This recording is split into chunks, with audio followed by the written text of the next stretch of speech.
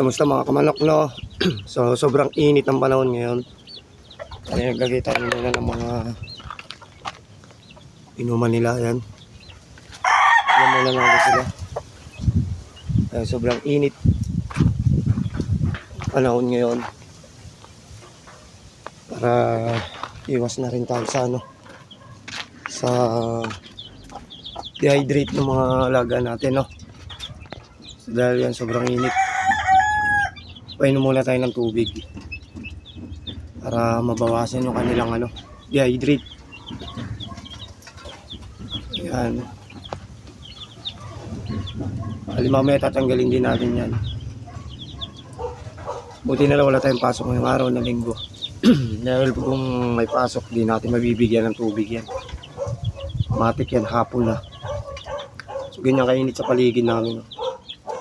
Buti na lang mayroong puno kahit paano.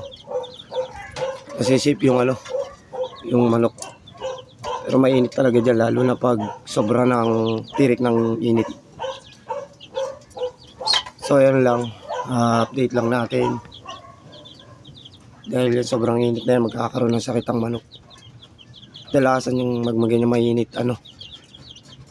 tatagilid yung leg. Ganun yung sakit ng manok pag tag-init. Kaya kailangan nakabantay ba.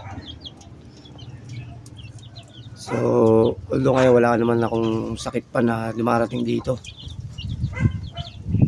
Sipon wala, cholera wala rin. Healthy pa yung mga manok. Sisiw healthy. So ayan. So yun lang mga manok, no?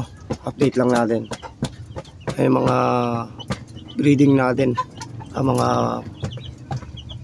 manok na ginagawa kong broodcock yan mga sisiw okay pa naman. So yun lang, update lang mga kamanok.